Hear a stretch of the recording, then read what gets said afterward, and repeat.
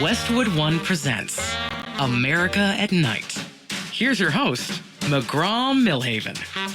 Hey, let's jump right into it. A little bit later on in this hour, we're going to check with a poller, somebody who was the data director for Marco Rubio's 2016 presidential campaign. He's looking in the numbers, and we'll see what he says coming up a little bit later on in hour number one. This first half, we're going to talk to a parent.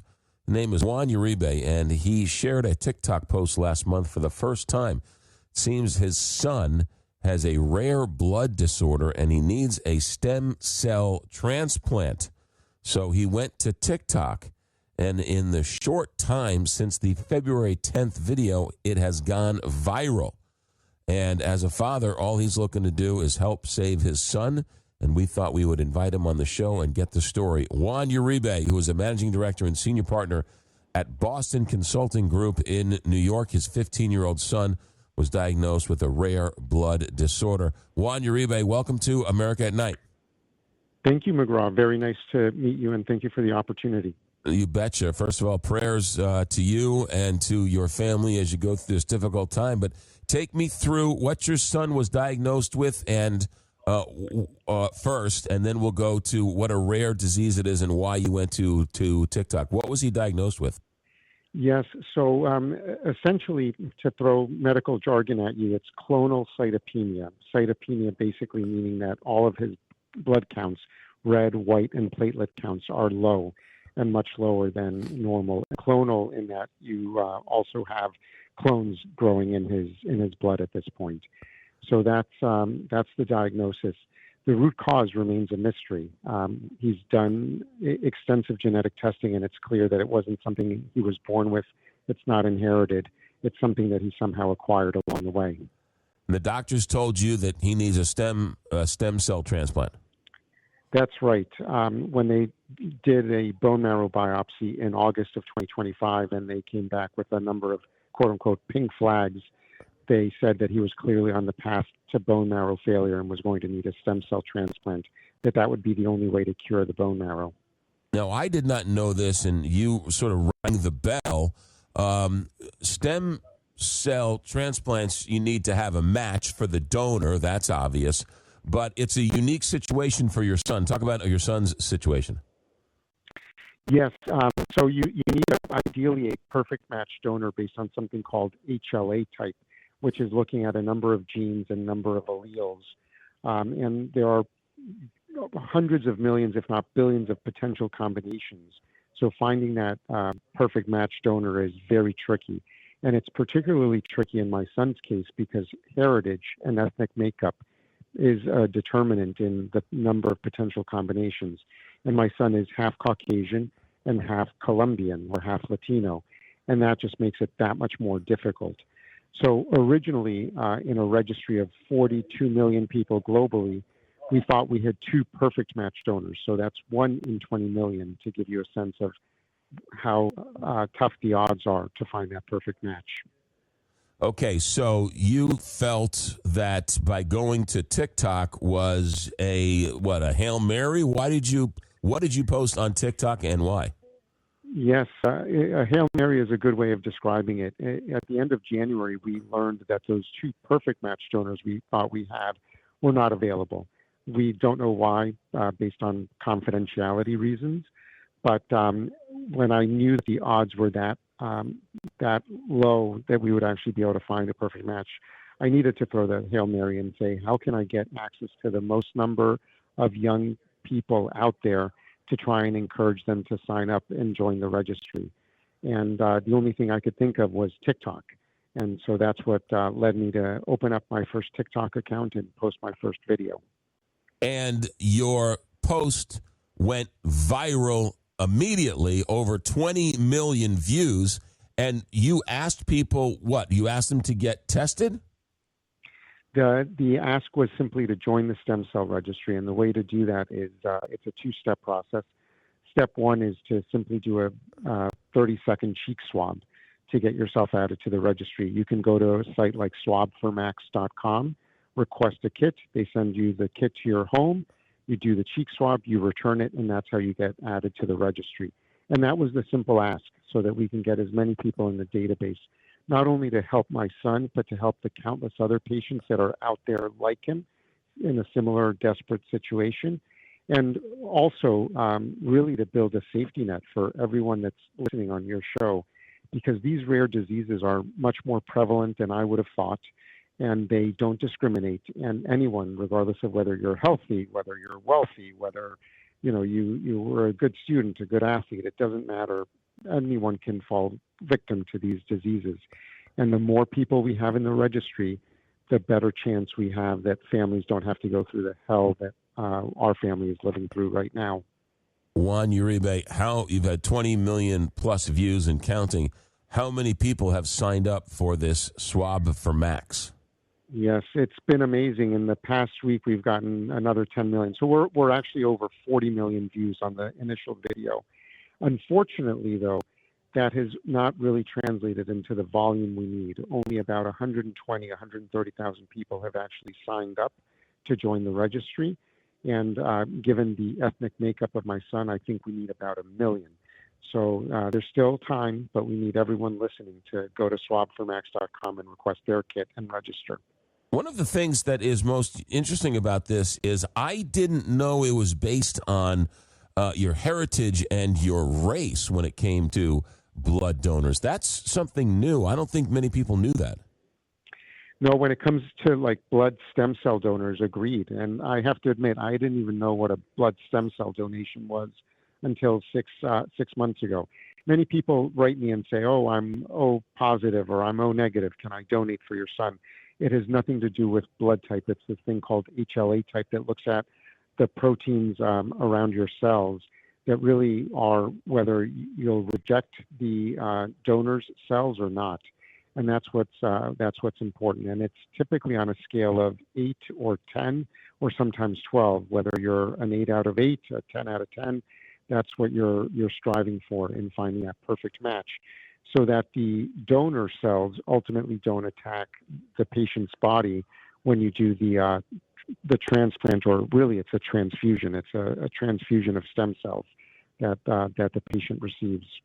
Why are the odds less for a mixed heritage as opposed to somebody born of just solely European parents? It's a great question. I wish I had a very good answer for you, but I think there's an element of just having some rare genes and rare alleles in some of these populations in different parts, especially in South America and where there's some indigenous blood. It just makes it much rarer. So as an example, if you are Caucasian, you have an 80% chance of finding that perfect match. If you're Latino, it's less than 50%. If you're African American, it's less than 30%. And when I began looking into my son's situation, there are some alleles that are just very rare. They're typically associated with people with Afro-Latino heritage, but the incidence is like less than 1% within people of that ethnic makeup. And so then when you extrapolate that across the overall population, it drops to fractions of a percent. So it's that historical heritage and what certain populations were made of going back hundreds, if not thousands of years. So it has nothing to do with the fact that maybe fewer African Americans get tested or fewer Latino people get tested. It's just the fact that it's easier to match a European blood type than it is a European or an African American? Well, you bring up a good point. I think there's two factors that compound on each other. One is that Latinos and African Americans have a more complex genetic makeup that has some of these more unusual alleles.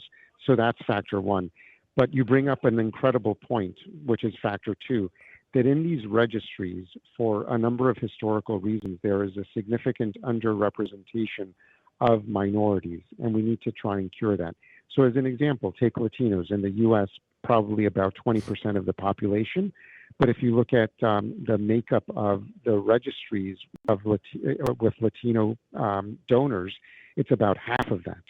So there's a significant underrepresentation because of historical reasons that we need to address. So any Latinos that you know, encourage them to sign up for the registry. Any Latinos that are listening to the show, please sign up for the registry. Go to swabformax.com to sign up, because the two factors compound each other. We're not going to be able to cure the makeup of the genetic composition of people, but we can address the lack of representation in the registry. That is within our control. Yeah. Also, there used to be a bone marrow transplant, right? And a bone marrow surgery. That's totally different now as well, isn't it? It is. I'm glad you bring this up because, first of all, when people hear bone marrow, stem cell, transplant, I mean, all of those words can sound intimidating and scary. And there is the need to educate people that this is no longer scary and difficult. So I know that, for example, for the HLA typing as an example, if you go back 15 or 20 years, the way to do the HLA typing required a blood draw. Now it's just a simple cheek swab. And so similarly, the transplant, in 100% of the cases, it used to involve a needle into a hip bone to take out bone marrow, and I think that was a more invasive and more painful process. Now, in 90% of the cases, if you are called to be a donor, it is a peripheral blood draw where they take blood from one arm, they harvest the stem cells, and then they return the blood to you via the other arm. It is a same-day procedure. In all cases, it is simple, it's painless, and it's costless to you, and you save a life. Why would you not be someone's hero and save their life? Before we run out of time, Juan Uribe, who is the father of a 15-year-old son, Max, who's diagnosed with a rare blood disorder, how can people help? Where can they go, and how can they see your TikTok video? Yes. So on TikTok, you can go to JP as in Paul, U307, and you'll see the long history of TikTok videos there. Or on Instagram, it's JPU212. But if you want to help, I'm encouraging you to go today to swabformax.com and please request and sign up for a kit. It'll take you less than 2 minutes to go through the registration process. They'll send you a kit to your home, you swab your cheeks, and you return it. And you're in the registry, and you're in a position to potentially match with someone like my son and save their life. And you're asking for everybody. swabformax.com. Yeah, you're asking for everybody, not just people who are half Colombian, half European. Everybody listening, you are encouraging to do this.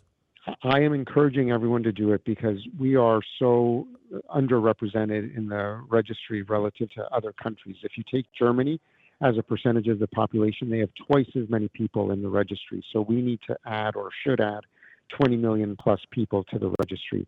And I think everyone should register because you never know what your genetic makeup is. Ironically, the best partial match that we have for my son is in Germany. I never would have expected that. So you have no idea what people's makeup is. You have no idea where that partial perfect match should be. So everyone should just register. Swabformax.com. I have about a minute here. Juan, tell me about your son, Max. He's an incredible kid. He is very disciplined. He's very diligent with school or any activity. He's very curious. He also he loves sports, and he's a wrestler, and he's a tennis player and soccer player. But one of the things that really makes him stand out is that he's also a piano player, and he composes his own piano music. So you can check him out on Spotify at Max Uribe. He has 4 albums of original piano compositions. So I know every parent is going to gush about their child. I'm going to be the stereotypical parent gushing about my child, but I want to make sure that he survives and that he can live a nice, long, prosperous life because I think he's got a lot to offer to this world, and he's a great kid. Juan Uribe, you keep doing what you're doing. Stay strong, keep the faith, and we'll keep you in our prayers. How about that?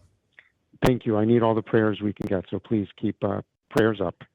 Juan Uribe is the father. Max Uribe is the son, and the website, swab, S-W-A-B, swabformax.com. Juan, good luck, and keep us in the loop on your journey. Will do. Thank you so much. You got it. America at Night. Back in a moment. From the heart of America, this is America at Night with McGraw Milhaven.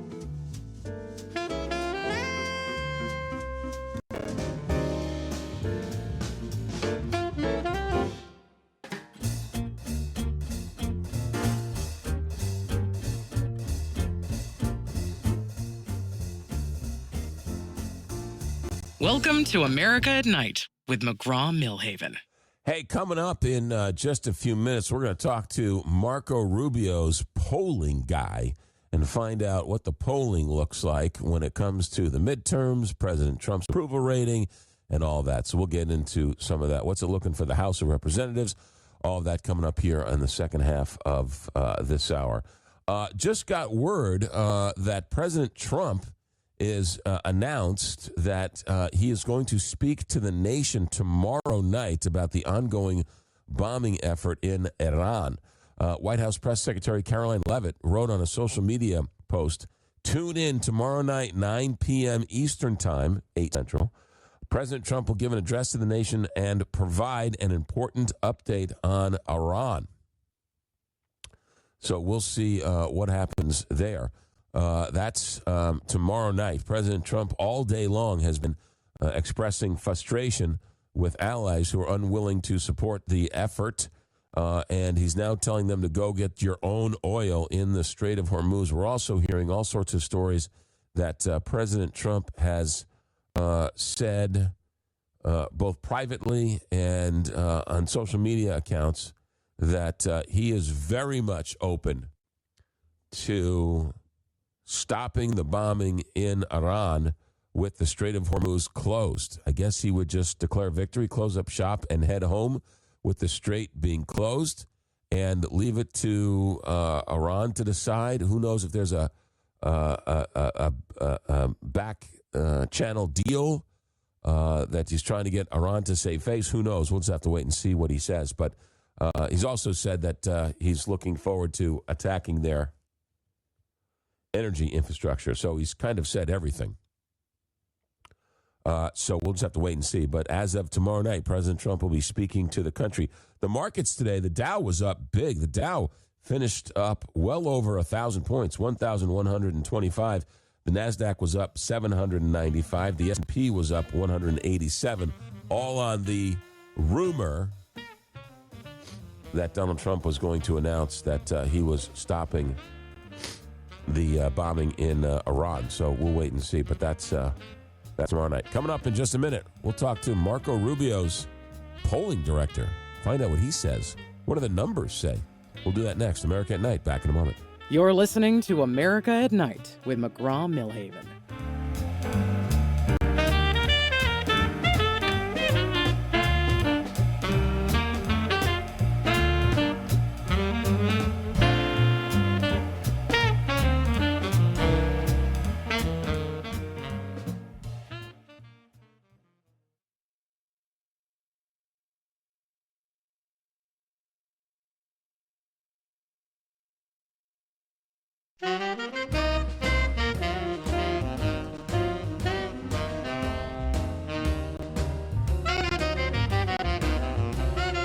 This is America at Night with McGraw Milhaven. All right, we're having a hard time hooking up with our guest. We'll get to him here in just a second. Let me run down a couple of text lines for you. 1-844-2-McGraw, 1-844-262-4729 from the text line. Rare form the textures are going on today. Somebody out there just does not like Tiger Woods. What is to admire about Tiger Woods? Will anyone recall his winning a tournament in 500 years? A drug addict with a terrible driving record. Actually, he's a very good driver. He's just not a very good putter. See what I did there? Made a joke about his driving. I don't think anybody will remember much of anything we do, any of us do, in 500 years. Tiger Woods is a story. By the way, it announced today that he's stepping away from golf. And he will not be joining the Masters in any way, shape, or form. And apparently he's going in for some treatment. He was found with hydrocodone pills. I believe that's a form of an opioid. So that's not good. Tiger Woods needs to go get healthy. He needs to go figure out how to live as Tiger Woods and live in the world he has created for himself. It's tragic. I hope he finds some peace out there. It's a shame. Wonderful golfer and all the money in the world, and needs to try and find some peace out there. All right, now we've got our guest. He is Director of Data Science at the Decision Desk HQ. He works for News Nation now. He's on there all the time. He was also the director of data science for Marco Rubio's 2016 presidential campaign. Scott Tranter, welcome to America at Night. Thank you for having me. Excited to be here. You betcha. First, let's talk about some of the things that are going on, including the redistricting. How much of that is going to be an issue and change the numbers here for the upcoming 2026 House races? Sure. So, look, that is the question I get a lot. And, I'm sure your listeners heard stuff about Virginia and Texas and Utah and all these states, and we should get into them. But the bottom line is, between what the Democrats are doing in California and the Republicans are doing in Texas and what happened in Utah and all that, right now, it looks like it's going to favor the Democrats by about 1 or 2 seats. And now what could switch it is we've got Virginia coming up in 3 weeks. They're going to have a referendum about whether they're going to redistrict. And it's a democratically controlled state. So if their referendum passes, which it looks like it will, and they go with the map that they're talking about, they could add 2 or 3 seats to that total in terms of, seats they'll be favored to win. I don't want to say they're going to win them, but when we look at the numbers, they look like they'll be favored to win. Any of the districts cut it too close? In other words, they try and get too many Democrats in there in enough states, and they're gonna lose it because enough Republicans are in there, right? Or too many Republican districts, they put too many Democrats in, and it could backfire, it could boomerang on them. Exactly. Well, yeah, it's when you talk. The data guys think they're too smart, but they're not smart enough because they're trying to slice the salami too thin. Places in Utah, what the Republicans did in Utah, and that was actually a court-mandated redraw. It wasn't initiated by the legislature. There are some districts there that on paper look good for the Republicans, but if the Democrats have a good year, which the generic ballot and the way it's going, it looks like they might be able to take one of those seats. Conversely, in California, the Democrats, and how redistricting works is if you're a member already, it's supposed to be an independent commission, but the members like to submit their preferences. And if you're an incumbent member, you don't want to necessarily give up some of the safer parts of your district because you want to win re-election. And some of those old-time members were able to maintain parts of their district. So some of those districts in California that were supposed to be strong, moved over to the strong Democrat, they didn't get as strong as they might. So there's a chance there's 1 or 2 seats, especially in the San Diego area, where the Republicans might be able to hold on there. But those are kind of the 2 states we're looking at where the data guys might have gotten a little too cute, and based on where some of this stuff goes, they might not go the way they wanted. All right. So talk to me about polling in and of itself. I actually think polling has held up pretty well. Yeah, there's a couple of outliers, a couple of mistakes here or there. But overall, the polling, for all the being maligned, I think they've got it right, and I think they got it in the margin of error. What do you say, Scott Tranter? I agree. Look, if you look at the polls as much as I do, and it sounds like you look at them a lot too, is you can't look at them as absolute, like, hey, the poll says this guy's going to get 51, and if he gets 52, the poll's wrong. That's not how polls work. Polls are approximations. They come with margins of error and things like that. And when we look at the polls at a whole from 2024, on average, the polls missed by about 2 points. So someone might say, well, Scott, it missed by 2 points. And I'd say, look, if it missed by 2 points, that's a pretty good error rate, especially when you compare it to, say, 2016, where the polls on average missed by over 4 points. So, again, they're not meant to be perfect tools, but they were pretty good coming out of 24. And, look, just to plug the News Nation, The Hill, Nexstar polling averages, which we do, those were the best polling averages coming out of 2024, as independently verified by the New York Times. Ours were the closest ones in states like Pennsylvania and Georgia, North Carolina, and Arizona, which were, deciding states in the presidential. How much does the model and the formula have to change because of people lying to pollsters, people turning off their landlines, going to cell phones, people not answering cell phones? How much of that formula or that equation has to change? Quite a bit, and that is something pollsters think about a lot. And the analogy I like to give is, look, polling is a lot more of an art than people like to realize. It's kind of like cooking, right? Like every time you sit down to cook a meal, your ingredients might be a little bit different, so you got to adjust, how much salt or how long you cook it or how long you bake it or whatever it is. Pollsters have to do the same thing every cycle because, look, I get too many text messages a day that I don't want to read. I get unknown phone calls I don't want to pick up. I get annoyed by someone asking me something, so I lie to them, thinking that they're that if I lie to them, they're not going to call me back. And so pollsters have to deal with that. And the way they deal with it, the good ones, they will make more phone calls. They will send more emails. They will even knock on your door and ask you, to your face what you're doing. And those methods are a little more expensive, but those are the things they do to get around some of the stuff that you and I experience, just the polling fatigue.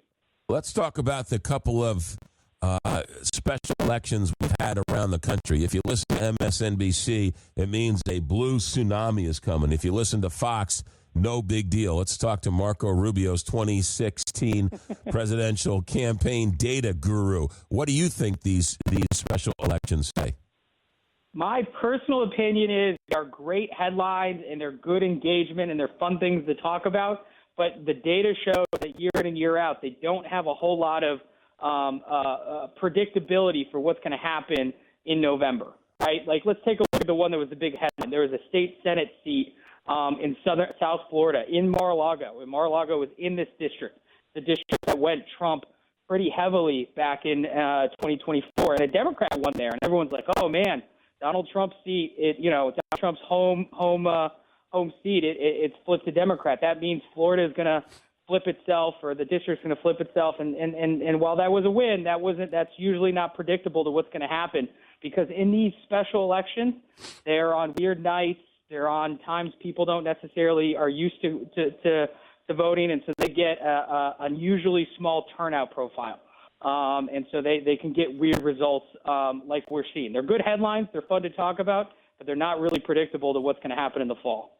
What do you make of all these congressmen and women retiring, not running for re-election? Well, and that's the other thing, right? A lot of these folks, they get tired of their jobs just like everyone else. I don't want to deal with this. I don't want to deal with all of the craziness and the weird hours and the gridlock and all that kind of stuff. And so we see retirements every cycle. But this cycle, we're seeing a higher number than normal of retirements. Also a higher number of some of these folks saying, hey, Congress was fun, but I want to run for governor, or I want to run for senator, or I want to run for mayor or something like that. Everyone laughs. Why would you want to go Congress to mayor? Well, look, mayor of a city, you're an executive. You're not one of 435. In a lot of ways, that looks better. I think we're about to see some more retirements too, and that has some bearing, because the House of Representatives is so close. If they have one or two more retirements on the Republican side, it could mean even more deadlock. And I think that just becomes of itself, because a lot of these folks, they're just saying, I don't want to deal with this anymore. I want to go make money, or I want to go do something else. And I think we're going to see that play out in the rest of the legislative year, because bills are going to get harder to pass. How many true purple districts are there? Isn't most of these districts baked into the cake that no matter who runs, the Democrat or the Republican is going to win? Yeah, so that's the other fun stat, right? 435 congressional seats. They're up every 2 years on any given cycle. So any given 2-year cycle, figure between 30 and 50 of them are really up for grabs.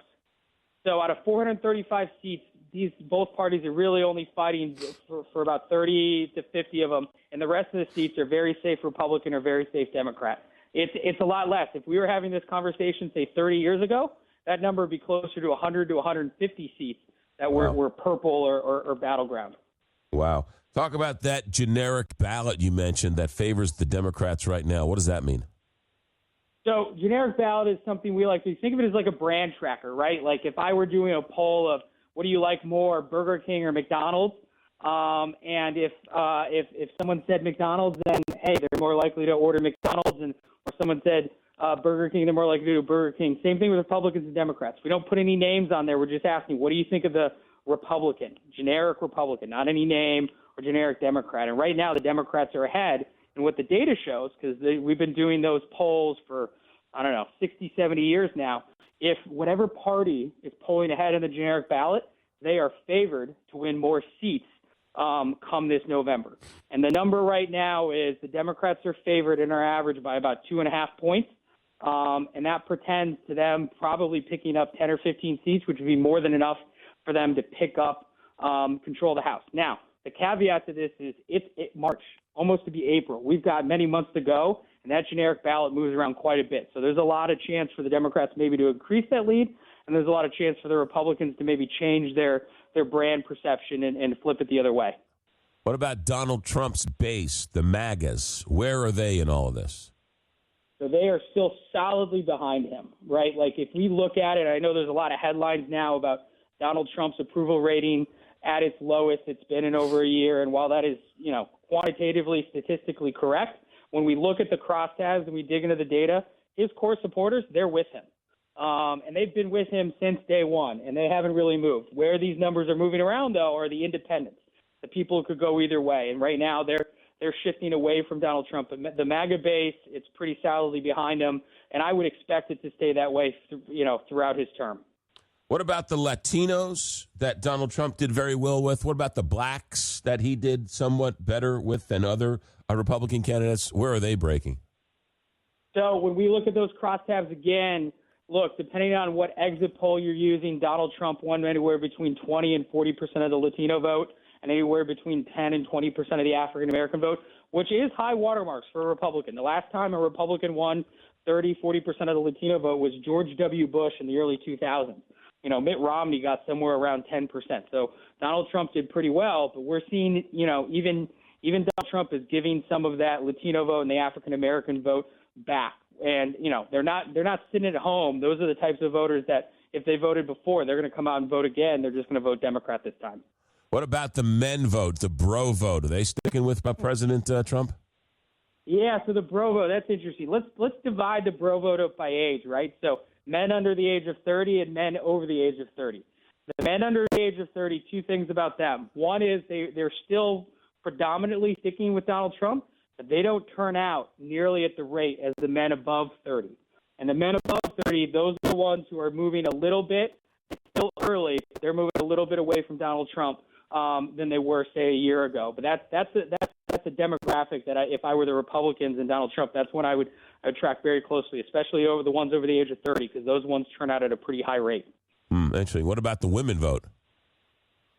That's another one. He did surprisingly well, maybe not to some surprisingly, but he did pretty well the women vote in 2024, and he has given up significant ground there as opposed to the male vote. And that's across all age groups, whether you're under the age of 30 or over the age of 30. I would say he, in 2024, based on the exit polls, he was winning between 48 and 50% of the women vote.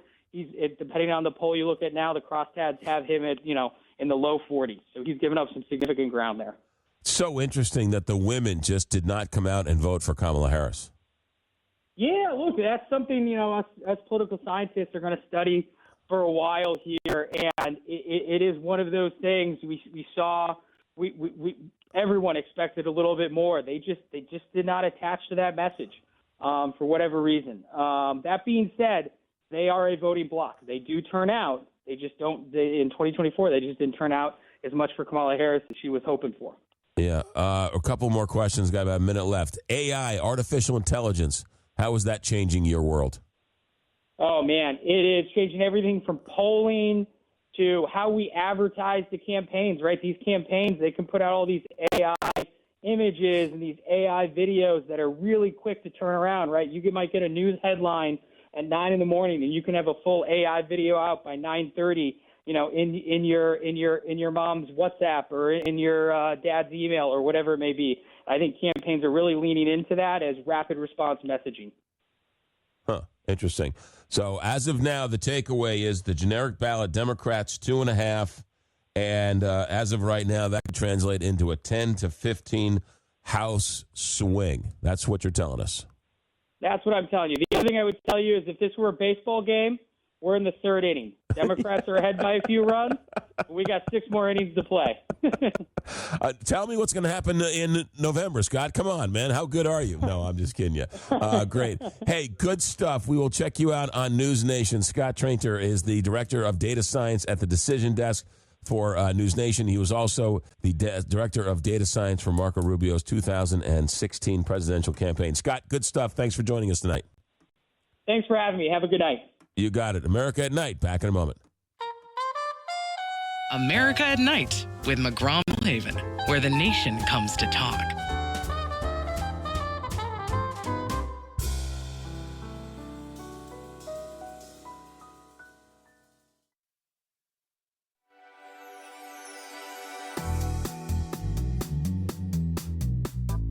This is America at Night with McGraw Milhaven. Hey, there's some news with the trial of Tyler Robinson. He is the man accused of shooting and killing Charlie Kirk.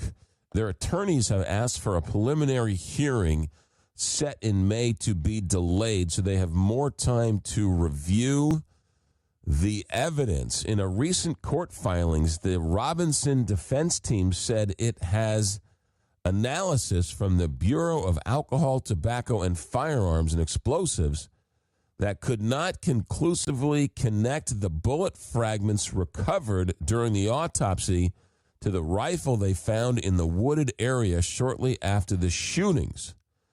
His attorneys, Tyler Robinson, the man accused, says that it may be used, the analysis may be used to clear Robinson of blame during the preliminary hearing, which would be shocking. On the prosecutor's side, they say the DNA is consistent with Robinson, who was found on the trigger of the rifle, and the cartridge casings and the two unfired cartridges. Defense attorneys, however, say forensic reports indicate multiple people's DNA was found on the same items.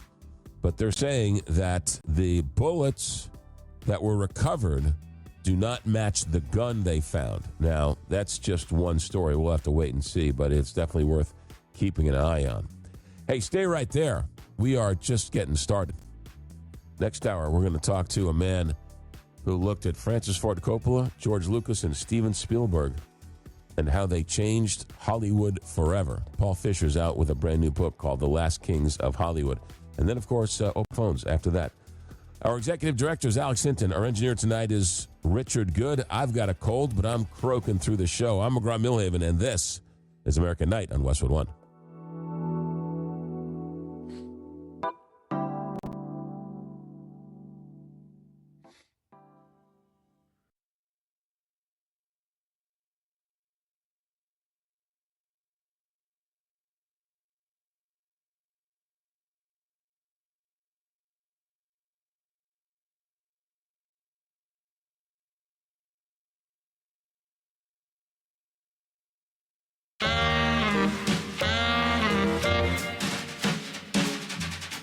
Westwood One presents America at Night. Here's your host, McGraw Milhaven.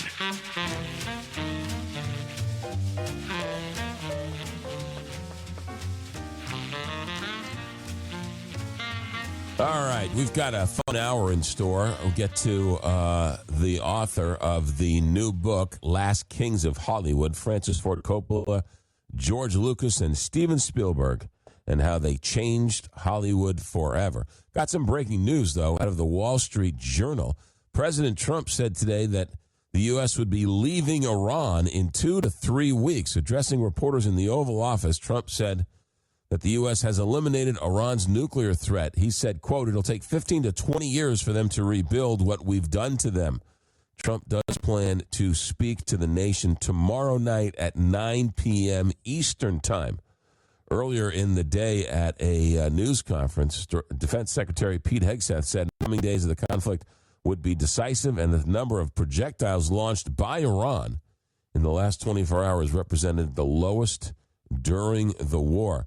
They also, General Dean Cain, chairman of the Joint Chiefs Staff, commented on as well, and they were talking about how they're trying to wrestle the control of the Strait of Hormuz from Iran. So President Trump speaking tomorrow night at 9 p.m. Eastern Time. Stay right there. Coming up, open phones next hour. Don't forget the text line's always open, 1-844-2-McGraw. But straight ahead, Paul Fisher has written a book called The Last Kings of Hollywood, Coppola, Lucas, and Spielberg. We will do that next. America at Night, coming back after this. This is America at Night with McGraw Milhaven.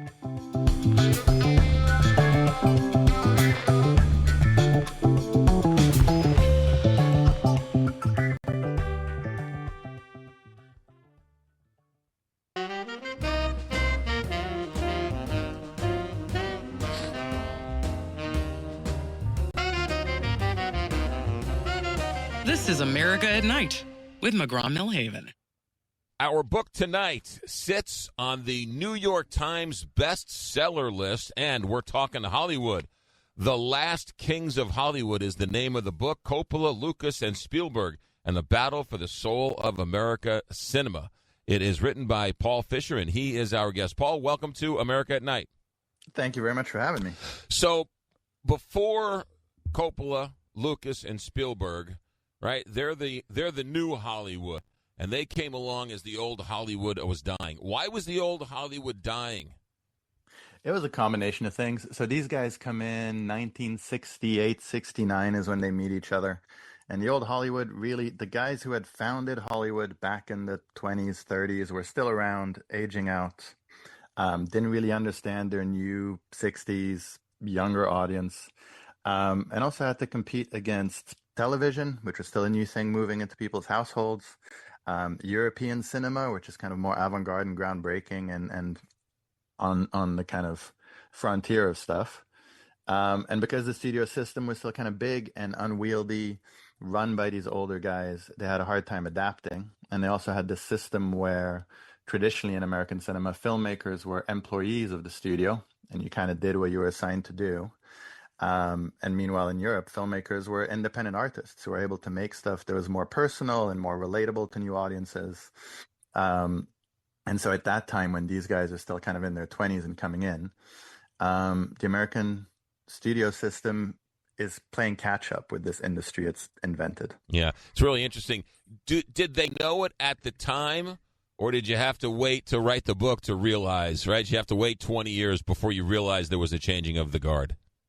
No, they knew it at the time, and that's one of the things these guys benefited from, was this feeling that the older guys knew we're going to need some younger people coming in, and they knew they'd have to give opportunities to younger people. They just didn't know how or what the opportunities were.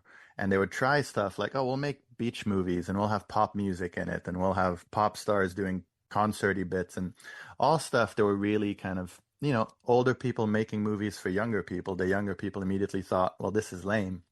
And Francis Coppola specifically, he was the first guy who came out of a film school and was trusted by a studio, in this case, Warner Brothers, because they felt, okay, we don't understand the audience, we don't understand the future, but this guy sounds like he does, and he's of the right generation, and he talks a good game, and so we'll trust this guy. And he kind of opened the door a crack for a generation of people, including Spielberg, including Lucas, including others, that he kind of vouched for. Yeah, it's not just the money side of it, but it's also, you can really tell there's a line of demarcation in how movies and stories were told. And I think that's sort of where these guys just told a story in a different way.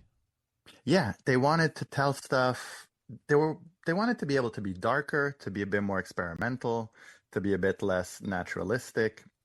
And they also wanted to be able to be kind of kinetic with their cameras and to go, hey, we're filming stuff on backlots. The film Coppola directed for Warner Brothers that he met George Lucas on, Finion's Rainbow, is like a big musical adapted from Broadway. It's got 200-year-old Fred Astaire dancing in it, and it's filmed on the back lot with like fake trees and fake bushes. And these guys were saying, no, look at the French New Wave and people in Europe and Fellini, and they're going out with smaller cameras and they're filming in the street and they're filming real life. And we think it's about time we get to do this here in California, but on the same kind of scale you would make a studio film on. Yeah. The book is called The Last Kings of Hollywood, now newly minted on the New York Times bestseller list. The Last Kings of Hollywood, Coppola, Lucas, Spielberg, and the battle for the soul of American cinema. I didn't know the three of them knew each other before they made it big. How did that all happen? They knew each other really early, and that was one of the draws for me in writing the book. Was I went to film school, and it's a typical film school thing, art school thing, where you go, hey guys, we should get a barn somewhere, and we'll make meals for ourselves, and you'll edit the films, and I'll direct the films, and we'll work on each other's stuff, and we'll use each other, and we'll change the world. And one of the interesting thing about these guys is they did that thing. So really young, Coppola is a screenwriter at Warner Brothers. They give him a shot directing this Finion's Rainbow picture. And while he's making it, there's this hotshot kid at USC called George Lucas who wins a scholarship, gets to be a kind of observer on that film. And the way these guys tell it, they're the only young guys, the only guys with beards, the only guys who aren't in the union working on the film. and they kind of speak the same language, and so they become friendly, and they have this similar drive of this system that we're in now on the back lot is dying, and we've got to do something else, and we can change it.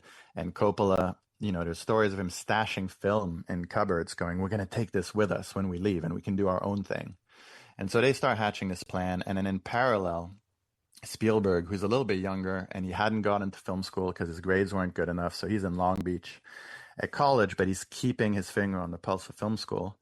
And he goes this same year to a film screening of graduate short films from USC students, and he sees George Lucas's Electronic Labyrinth THX 1138 4EB, which is his graduation short film, which is this dystopian sci-fi thing. And Spielberg watches this, and it's the most popular short film in the nation, and it's winning awards, and he thinks, I'm never going to be as good as this guy, but I've got to befriend him. And just so essentially right out of film school, when they're nobodies and they feel like there's no opportunities for people like us and we'll have to kick the door down, these guys are already aware of each other and aware that they speak the same language and aware that they're kind of on the same journey. And it was just a question of, which direction do we each go, and what do we do together, and what do we do alone to try and become, established filmmakers. Yeah, later on in life, they all work on each other's projects, producing, directing, writing, backwards and forwards and everywhere. But in those early days, were they friends? Were they acquaintances? I mean, how were they frenemies? Take me through those early years. Well, in the really early days, Coppola and Lucas are very close friends, and they're kind of simpatico, partners in crime. They wrangle some money out of Warner Brothers, and they go up to San Francisco, and they rent a warehouse on Folsom Street, and they set up a company of their own.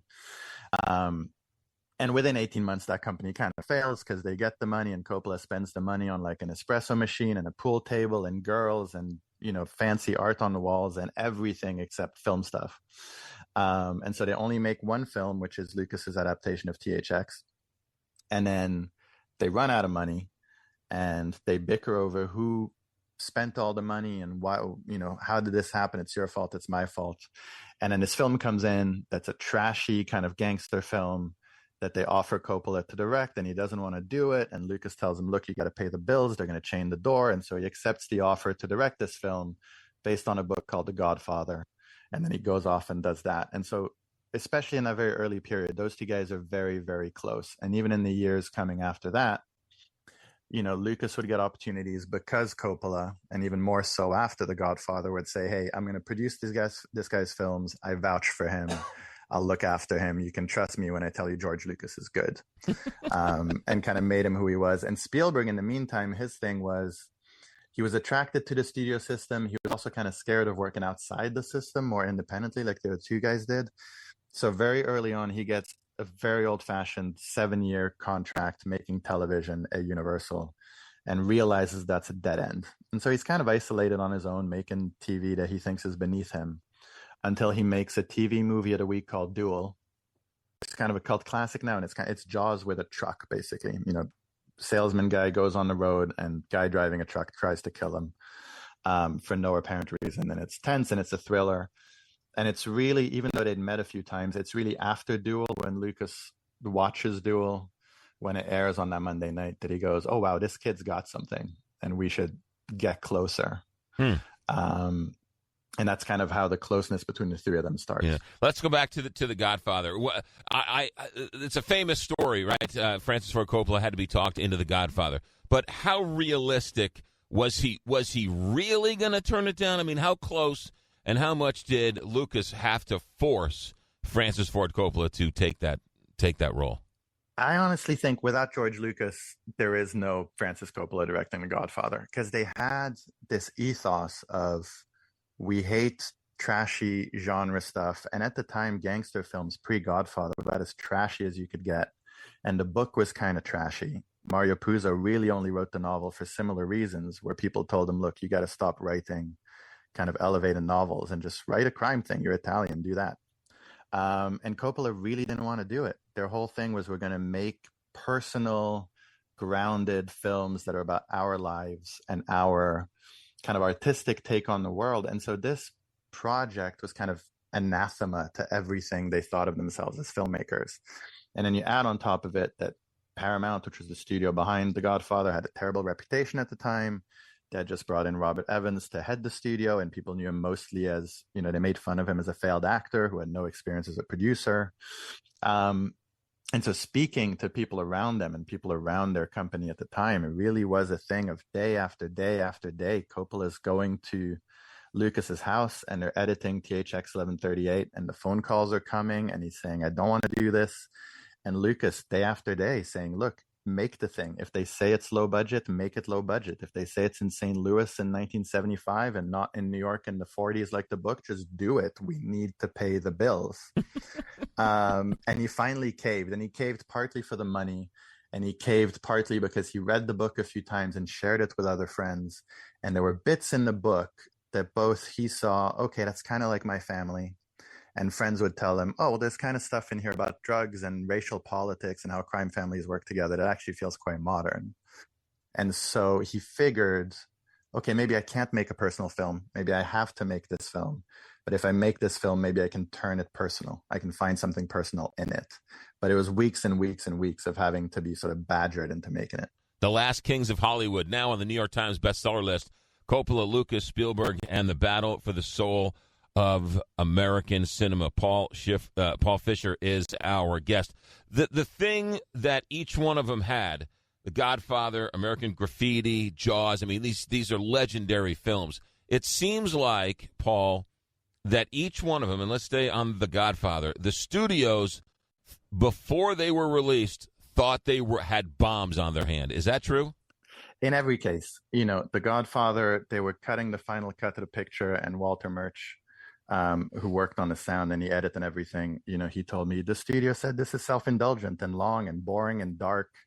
And, where's the sex and where's the violence? And this is, really kind of up itself and it's expensive. And they kept pushing the release date. And in American Graffiti was the same thing where they kind of thought, all right, at best, this will be kind of bottom of a double bill B movie for the kids.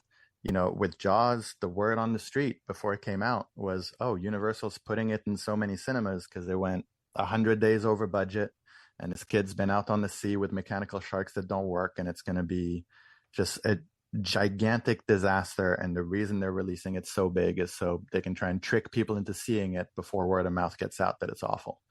And the interesting thing is that at times these filmmakers, even though they really believed in their films, they would feel like, oh man, maybe I've made a bomb. There's these points with all these classics where each of them, in so many words has said, I thought that was the end of my career. I thought that film was so bad and people would hate it so much that I'd have to go back to television.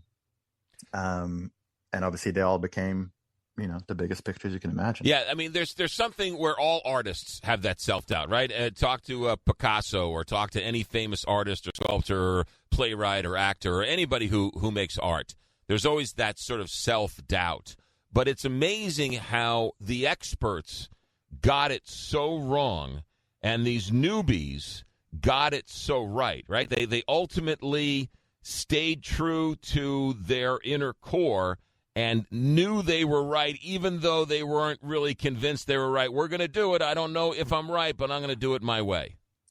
Every time. And Brian De Palma told me, he had this great thing of, he told me we knew we would win against the executives because they're looking after their jobs, their reputations, their paycheck, their pay rises, what's being said in the trades that everybody's going to read. All we have to care about is making the movie and making it as true and as good as we can make it. And the purity of that loyalty to the project, I think, is how they all had cases where, okay, we're over budget. Everybody tells us this is bad. I think I'm going to get fired any minute now, which is what Coppola thought on The Godfather and Spielberg thought on Jaws, for instance. It's going to ruin my reputation. It might bankrupt me. I'm miserable. But I just have this one thing I have to honor that I'm convinced about. And then you're right. You're so committed, I think, for such a long time, telling everybody, no, this is the way it's got to be. I have so much belief in it that I think there's a natural moment then of almost coming off that high where you go, oh my God, what if I was wrong? Yeah. Oh my goodness. Maybe I am full of it. No, I mean, yeah. but every artist, right? Every author, every talk show host, every teacher who stands up and is in the spotlight in some way, shape, or form has that moment of doubt. And that's the genius of it, right? That's Don't cave. When they're telling you, no, cut it, take it out, do it, right? The artist has to stand up for themselves, and oftentimes, that's the make or break.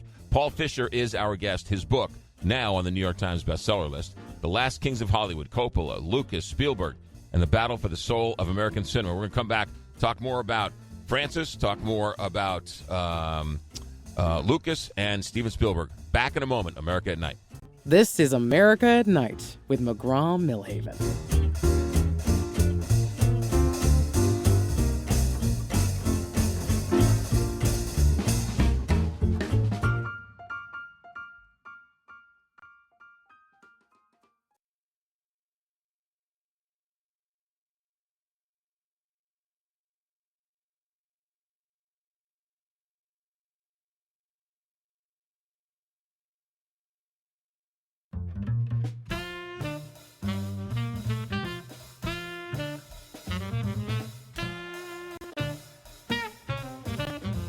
Relax. You're listening to America at Night with McGraw Milhaven. Our book tonight is The Last Kings of Hollywood, Coppola, Lucas, Spielberg, and the Battle for the Soul of American Cinema. It's now on the New York Times bestseller list. Paul Fisher is our guest. We were talking about Francis Ford Coppola and George Lucas last segment. You mentioned they started the company together. Lucas convinces Coppola to do The Godfather. But there's a rift when Apocalypse Now comes up. I didn't know that George Lucas was supposed to direct that, and then somehow Francis takes it over. Tell me that story, and did that cause a rift between the two of them?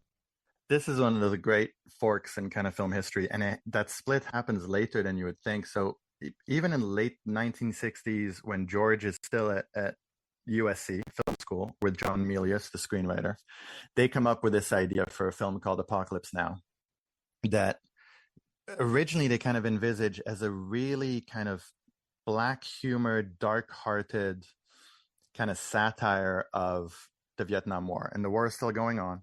And their pitch, this is a description for the film nerds, but they're like, this will be the Battle of Algiers, so very kind of documentary style cinema verite meets Dr. Strangelove. So kind of elevated satire, goofy, really out there. And for they can't make it for a while. Obviously, people are still depressed about the war in Vietnam. They're told by executives no one wants to see this. Their own plans to make it are kind of crazy. Originally George is like, we'll just take a couple of cameras and we'll go to Vietnam and we'll film it kind of undercover with the army. And people tell them, that's crazy. You're going to get killed. And also you'll never get permission to do this. So then they go, okay, maybe we'll go to the Philippines, or maybe we'll shoot it in rice fields outside Sacramento. We'll make it really guerrilla and small and black and white and edgy. And it sort of never happens. And then Lucas has a success with American Graffiti. And there's a schizophrenic thing in the sense that he really wants to make this Vietnam satire, but he also really wants to make this like Flash Gordon knockoff space opera kids film thing. And he just happens to get the money to write the Flash Gordon space opera thing that becomes Star Wars first. And he spends months and months and years trying to get the money, trying to convince people that this thing is going to work, trying to write it. He wasn't a very happy writer, didn't like writing. And now he's coming up with this whole world and planets and aliens and all this stuff. But he's also a very stubborn guy. And so once he's embarked on what's going to become Star Wars, he's kind of, like a dog with a bone between his teeth. He's like, I'm not letting this go until it's done. And in the meantime, while he's doing all of that, Coppola does The Godfather and in Godfather 2, and he wins enough awards to like make a chessboard, and he gets a lot of money, and he thinks, okay, I can try and be independent again. I can try and pay for a film myself again that I can own, because usually your studios own the picture. And you know what? Maybe because of the contract wranglings when we started that first company, technically my company owns Apocalypse Now. So technically it's mine. And the way I think about it is this is an action film. It's Rambo. It's a big, easy, crowd-pleasing movie. And so he goes to Lucas and he says, look, we have a chance to make this. Can you direct this? And I don't know how much of a genuine approach that is, but predictably, Lucas goes, well, no, I'm doing Star Wars. I can't do it now. And Coppola tells him, all right, well, then I'll do it because I own it and now's the time and I have the money and I'll make it. And obviously, Coppola being Coppola, the easy, accessible action film becomes this whole other adventure that becomes this big, artsy, experimental film. But I think for a couple of years at least, Lucas clearly felt, you stole my movie and claimed it was yours just because of a technicality. And Coppola felt, well, it was mine because I owned it. And if you'd wanted to make it, you would have made it. And I did think that caused some trouble. Yeah. Let's talk about George Lucas, because he's very different from Coppola. Coppola would spend his last nickel making a film, and it seems like Lucas made billions off of his films and then sort of stopped making films in a sense. Really interesting guy. You know, we all have this image of George Lucas in our minds, and then researching the book, you go back to the 60s and you go, oh, young George Lucas is actually, he's a very cool, hip kind of guy. He doesn't really love movies all that much. He's only making them because he discovered them after kind of an initial love for car racing, but he'd had a car crash that kind of spooked him off that. And he's edgy, and he hates companies, and he hates narratives, and he hates corporate filmmaking. And he says, all I want to do is make underground experimental kind of mood poems, and not tell stories. And then he makes this first film, THX 1138, that is that kind of film. It's kind of a mood poem, and it's dark and it's depressing. And no one really likes it. And both Coppola and his wife, Marcia Lucas, who was his editor, they both kind of say, look, George, maybe just do something with human beings in it, with like feelings and actual stuff that happens in real life. And he says, okay, well, out of spite, I'll do exactly that. And he makes American Graffiti almost out of spite, and that does extremely well. And then he goes in completely the opposite direction of the filmmaker he claimed he was, disappears into Star Wars, which is very obviously story-driven, mainstream, for kids. And because he plans it out originally as 9 to 12 films, and then boils it down to 3 films, but essentially he spends a decade making these films. And I think he realized making those films, I hate directing films. I hate writing films. I kind of like just being by myself. And my interest is, I think, as much in the machinery, be it cameras or the special effects or the business side of it, as it is actually in filmic storytelling. And so after Star Wars, he kind of stops making films at all until the prequels again, and has never really made anything that wasn't a Star Wars film as a director since.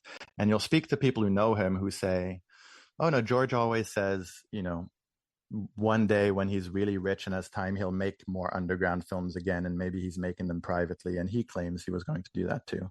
And then you have other people who know him very well who say, no, that was always nonsense. You know, he got rich and he can indulge other interests like Norman Rockwell paintings and education initiatives and building museums and big houses, and he doesn't care about film in that sense all that much.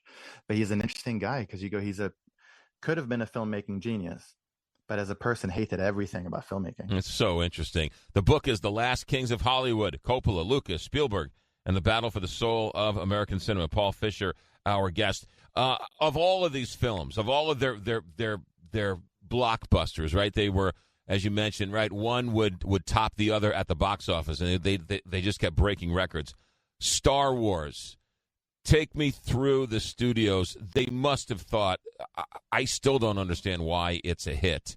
What was the genius of Star Wars? I mean, okay, it might have been a Saturday afternoon, you know, serial cartoon type of deal, but was he really that smart?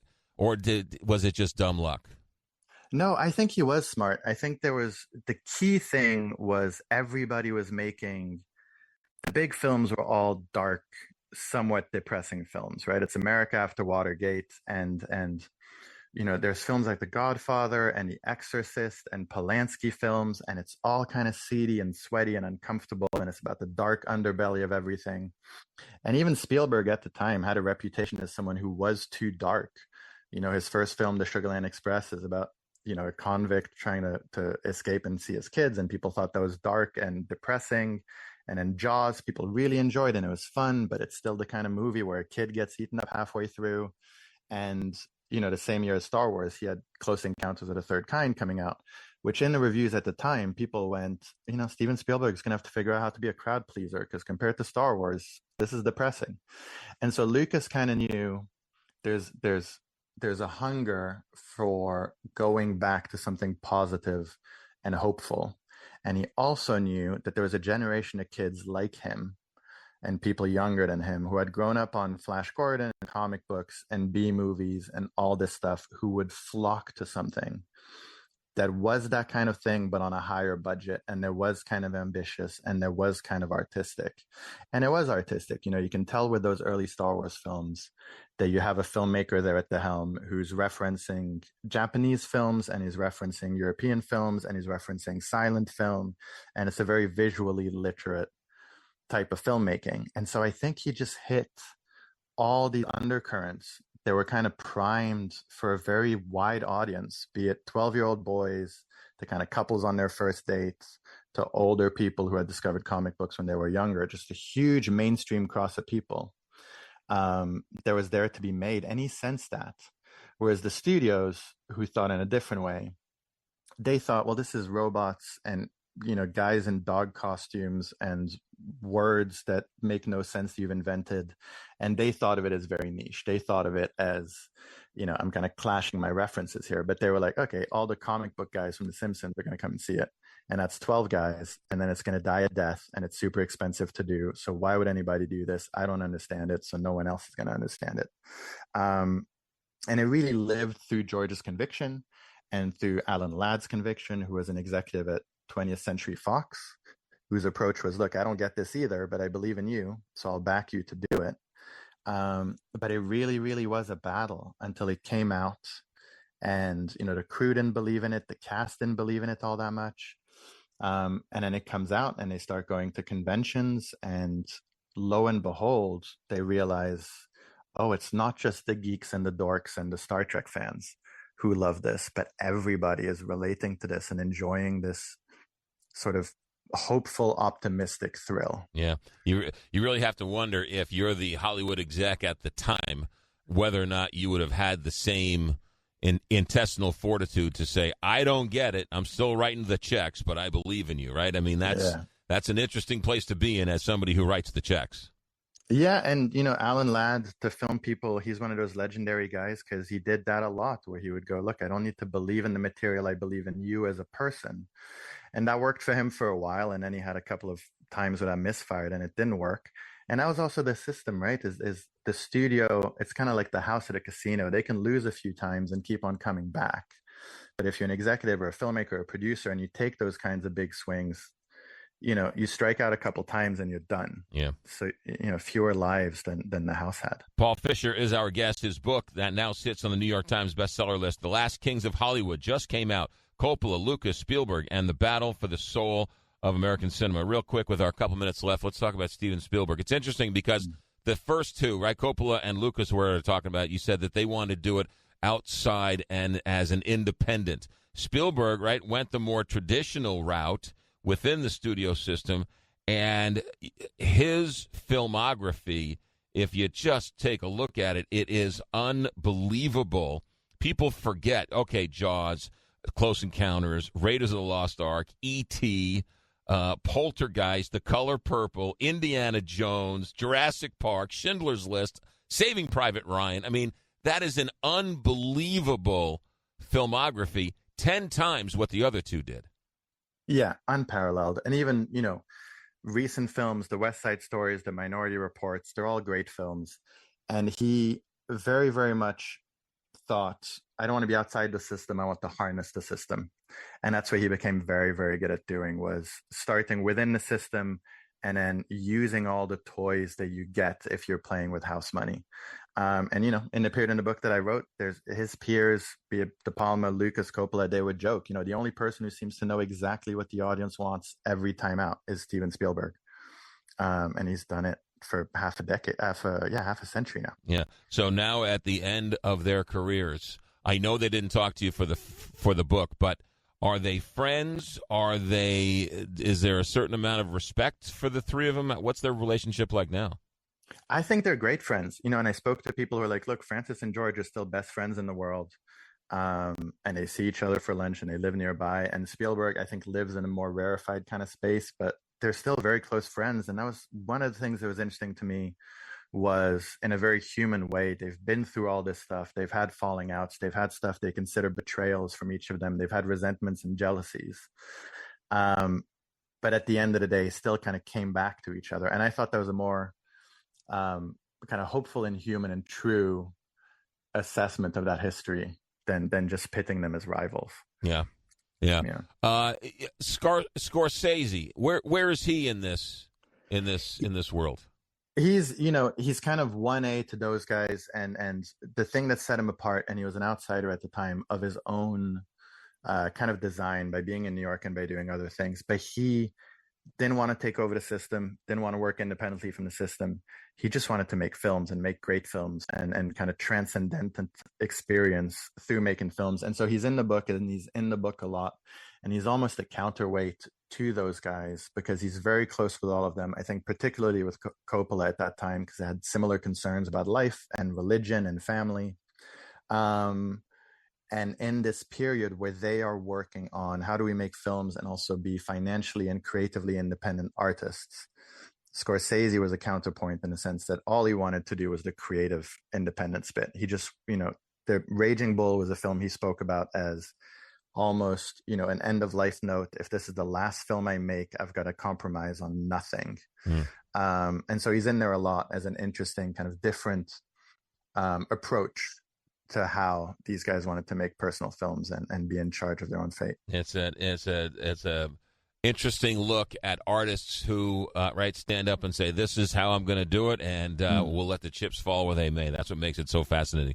The book is The Last Kings of Hollywood, Coppola, Lucas, Spielberg, and the Battle for the Soul of American Cinema. Paul Fisher is the author. He's also our guest. Paul, thank you very much for the time. Good luck with the book, and good luck down the road. Thank you again. Thanks for the chat. You got it. America at Night. Back in a moment. Live from coast to coast, this is America at Night with McGraw Milhaven.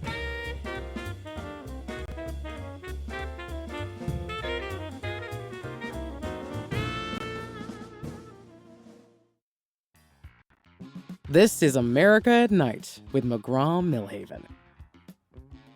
Hey, tomorrow's going to be a busy day. President Trump speaking from the Oval Office tomorrow to the nation at 9 p.m. At 10 a.m. tomorrow in the morning, the Supreme Court is scheduled to hear oral arguments regarding birthright citizenship. The case concerns a 2025 executive order by President Trump aiming to limit birthright citizenships. The lower courts have blocked them. The ruling is expected to be late June or July. Well, at 10 o'clock a.m. at the Supreme Court building in Washington, D.C., it appears that Donald Trump will be in attendance. He was asked today if he was going to go and listen to the oral arguments in person. And he apparently said, quote, "I'm going. I think so. I do believe." Now, of course, he can change his mind at any moment. But if President Trump attends the oral arguments, according to experts, there is no record of any sitting president attending any oral arguments before. This would be truly an unprecedented event where the President of the United States would sit in the gallery of the Supreme Court and listen to the oral arguments. So, interesting. They say that they'll decide by late June, early July as the normal session ends. But birthright citizenship is on the agenda for tomorrow in the morning, and then he's speaking to the country at night. So there's a lot of news going on tomorrow. From every indication, it looks like President Trump is sort of at least throwing up trial balloons that he is going to declare victory of some kind and head home and apparently leave the Strait of Hormuz closed and just wash his hands of the whole situation. He's floated that idea a couple of times over the last 48 hours. Stay right there. It's Open Phones next hour, 1-844-2-McGraw. Open Phones and open text line, 1-844-2-McGraw. Our executive director is Alex Hinton. Our engineer tonight is Richard Good. I'm McGraw Milhaven, and this is America at Night on Westwood One.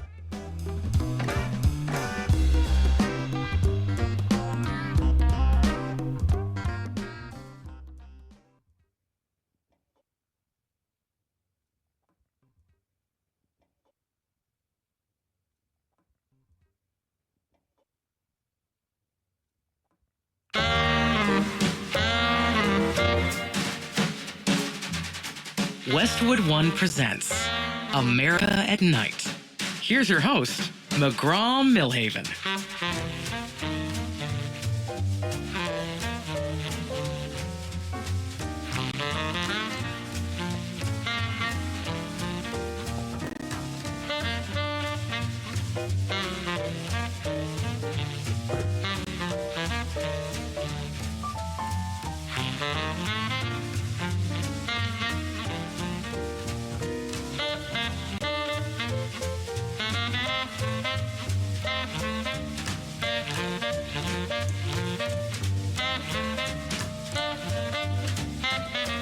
All right, it's a Tuesday night here. McGraw Milhaven in the hot seat tonight. The phone numbers are as follows: 1-844-2-McGraw, 1-844-262-4729.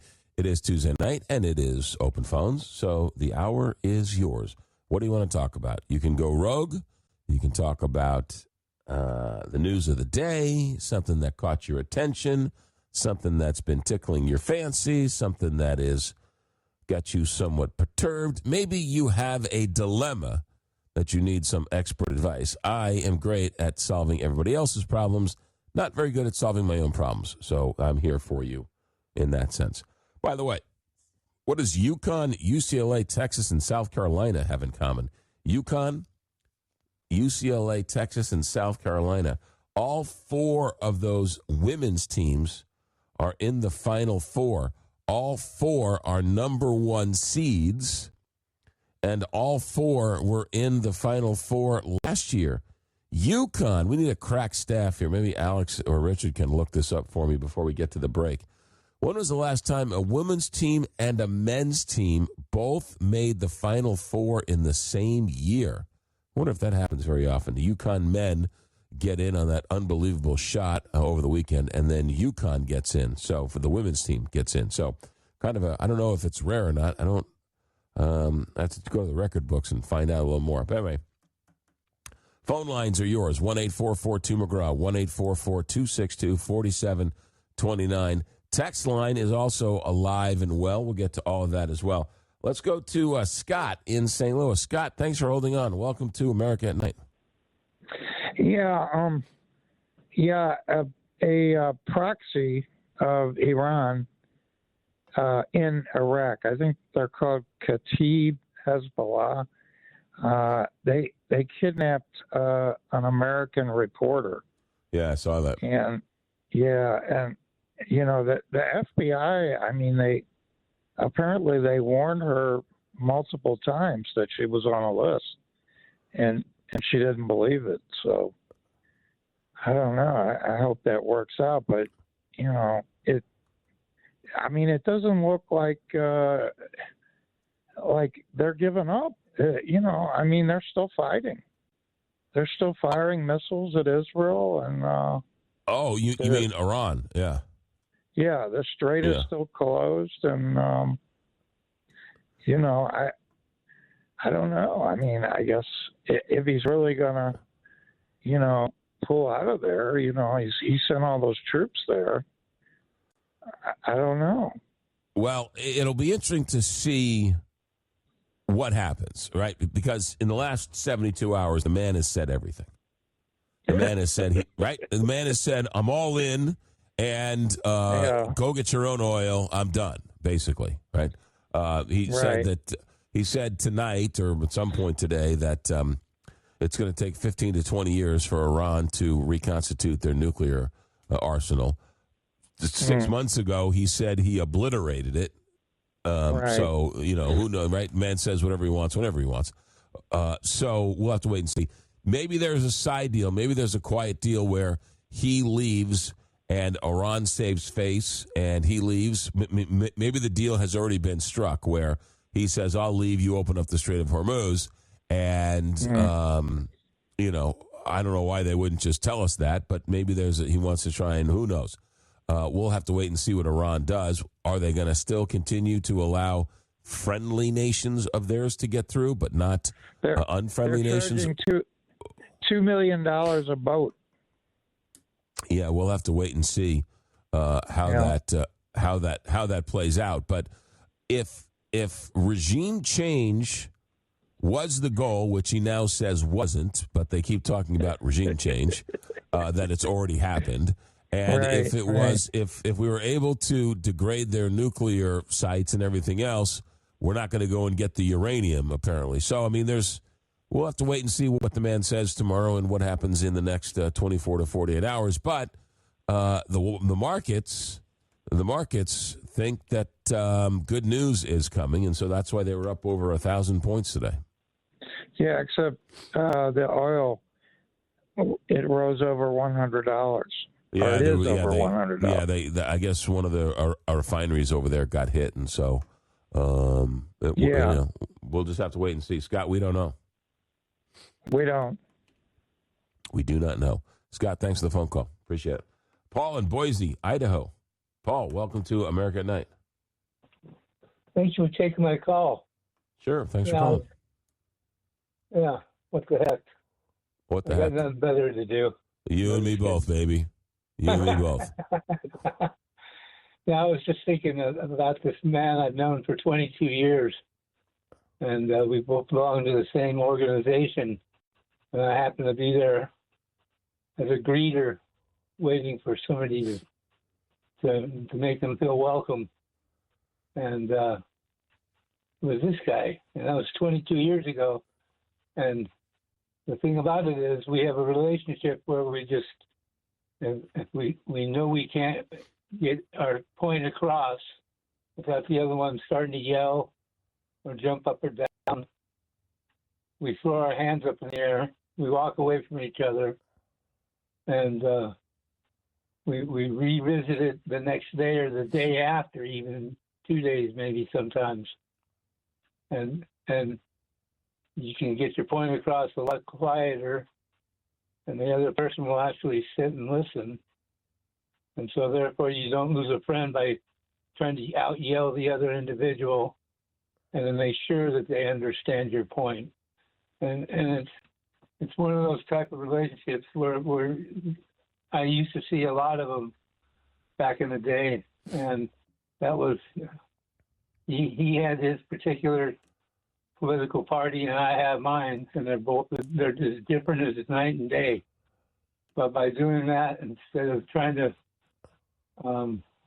force our opinion on the other one, we throw our hands up in the air and we walk away, and then we're able to think about what was just said to each other.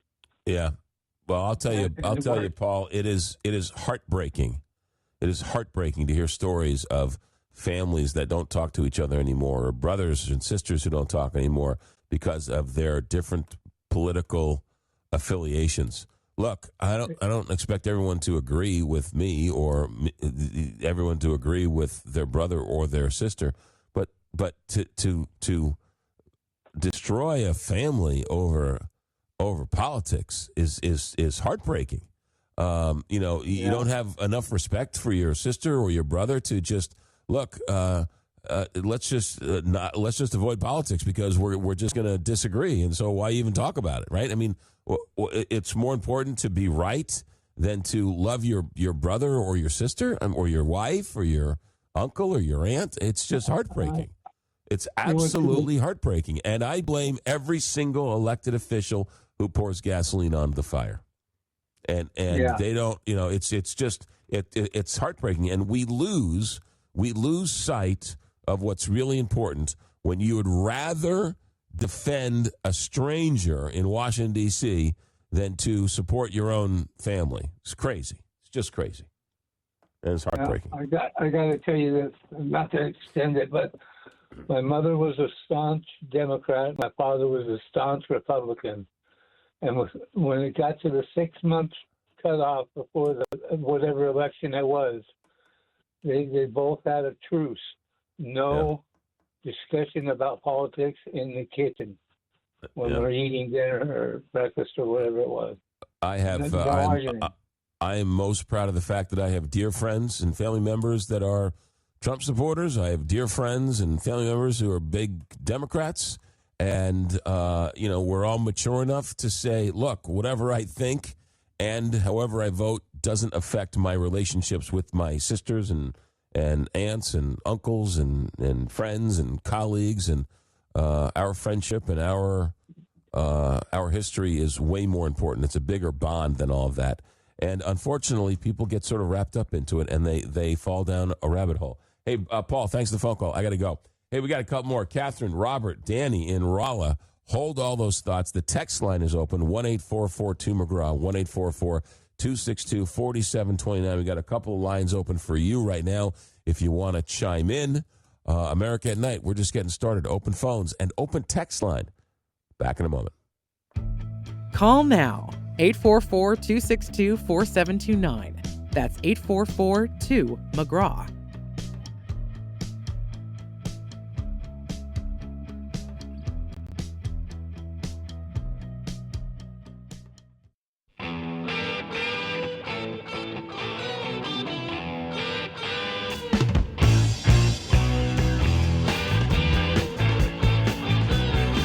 Join the conversation.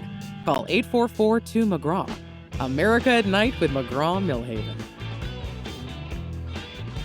All right, let's go back to the phones here. We've got Robert in New Haven. Robert, welcome to America at Night.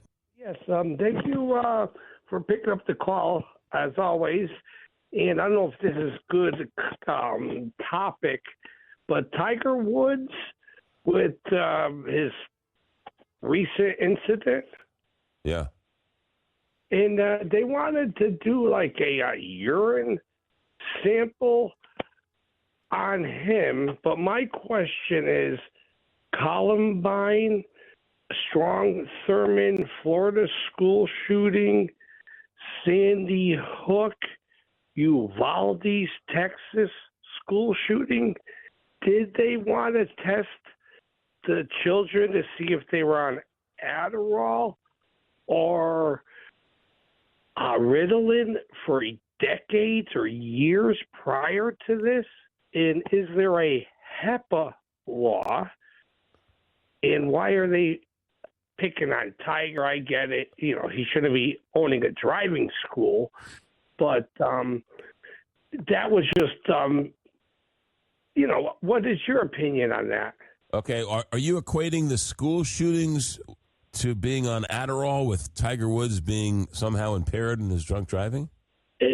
Why don't you exactly? I don't know why they want to test Tiger Woods. I don't know. I don't know that Adderall. I'm certainly no expert when it comes to medication. I don't know either. But Adderall is not necessarily a altering drug, so you can't drive on it. And I don't. But he was prescribed certain medication. Well, you are prescribed certain medication, but there's also.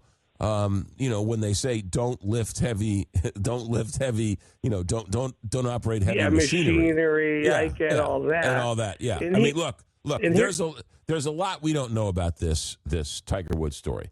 But he wrote in a statement today, I know and understand the seriousness of the situation I find myself in today.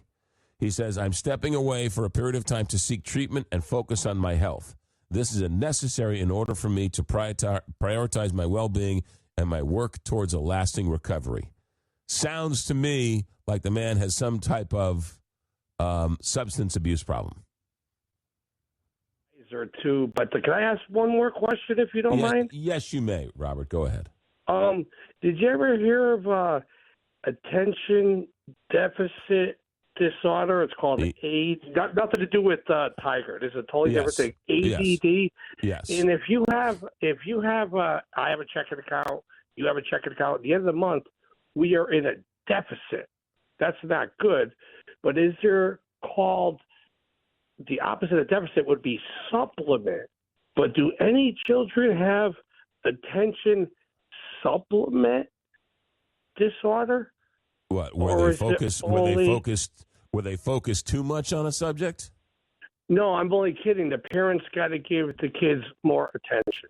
Oh well, that's yes, I would agree with that. If you attention deficit is going to cause what's happening with these computers and the iPhone, whatever. But there's no such thing as this parent is giving too much attention to this. Well, that's called a helicopter parent. Robert? Evidently, but I like your show, and I'm glad Tiger. He's got his club, public relations people, but nobody's perfect. No. And you go for one, you go for all.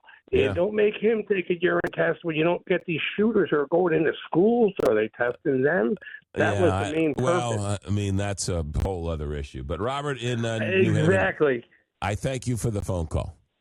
Thank you. Keep up the good work. You got it. We appreciate it. From the text line, how about screening some of these callers?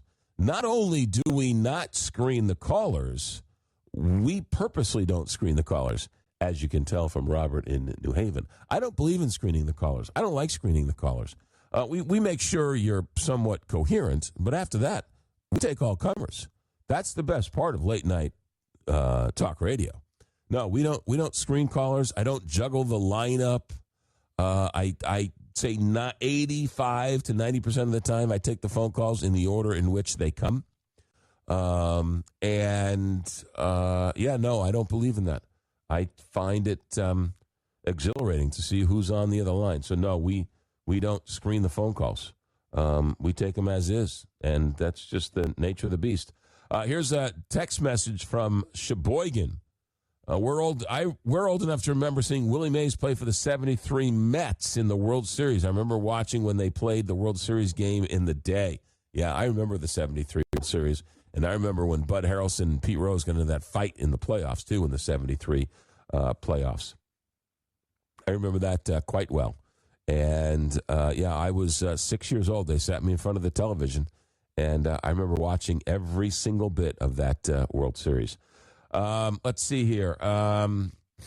Being a graduate of the high school class of 1985, my friends and I were jammed into that genre of AOR. I never did care for Queen. More of a Ronnie James Dio fan. Freddie Mercury rubbed me the wrong way. I went to a Ronnie James Dio concert. I don't remember much of it. Text lines are all over the place. All right, we'll get to that as well. Plus, we got lots more to get to when it comes to phones. Stay right there. It's America at Night. It's open phones. No screening. Never have, never will. 1-844-2-McGraw. America at Night. Back in a moment. You're listening to America at Night with McGraw Milhaven.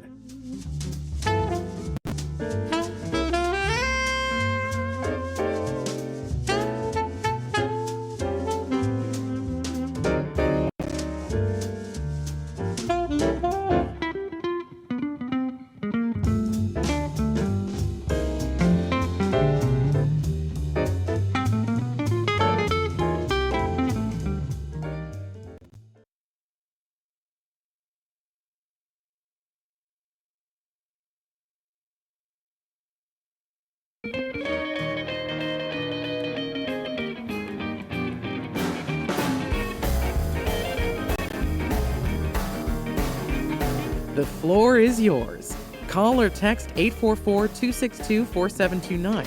That's 844-2-McGraw.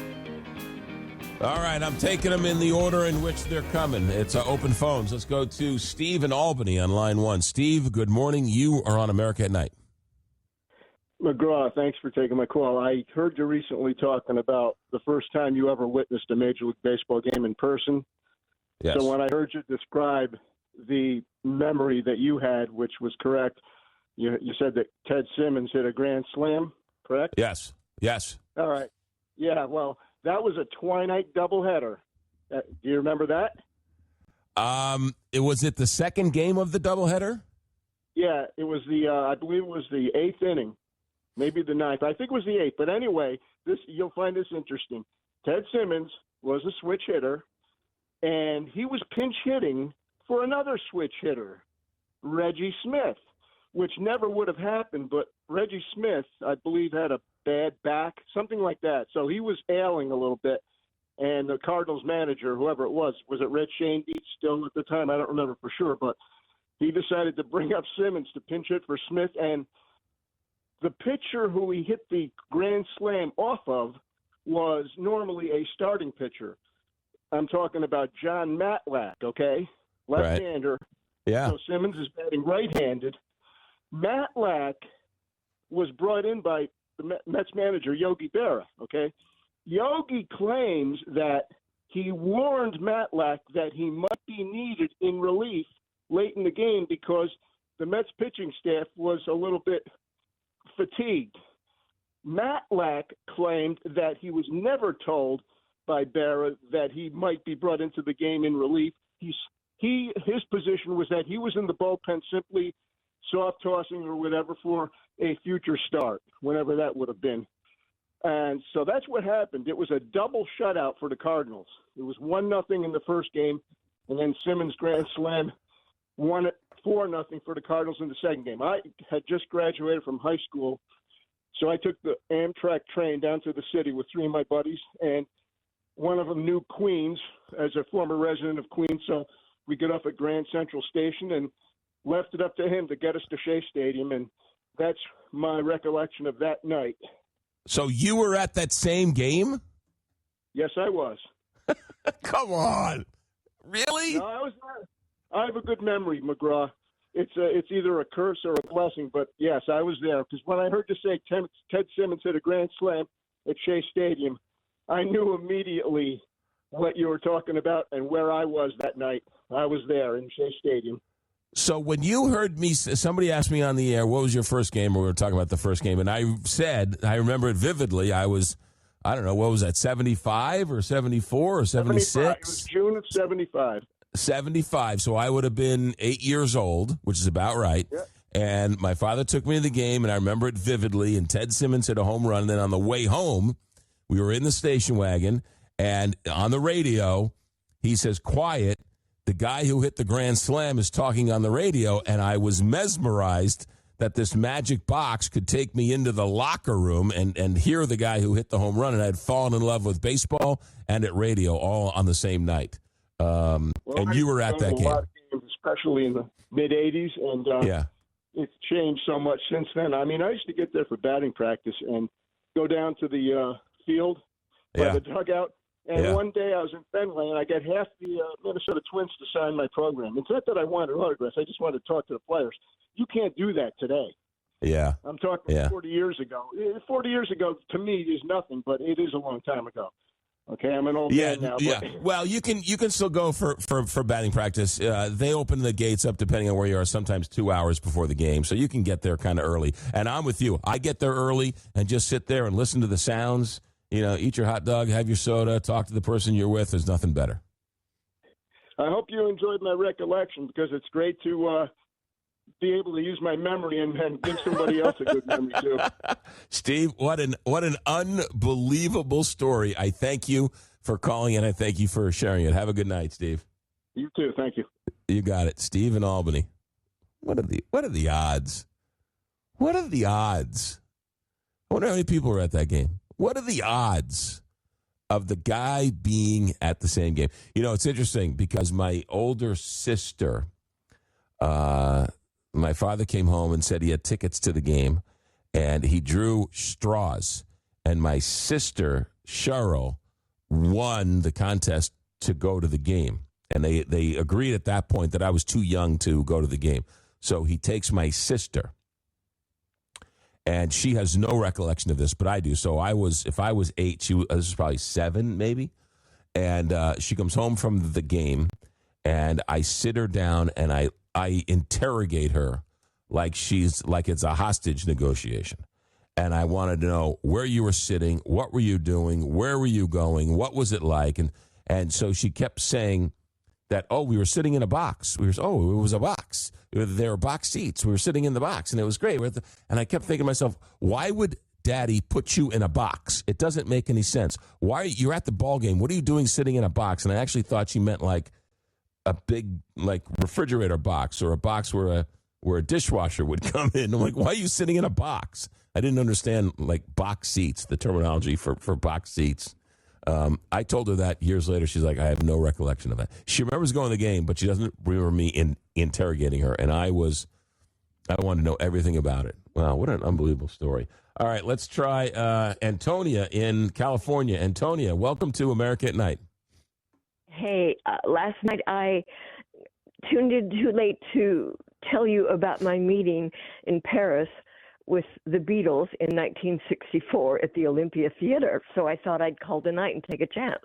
Yeah, tell me about it. Well, I had worked to move to Paris. I wanted to go to the Sorbonne and live in Paris.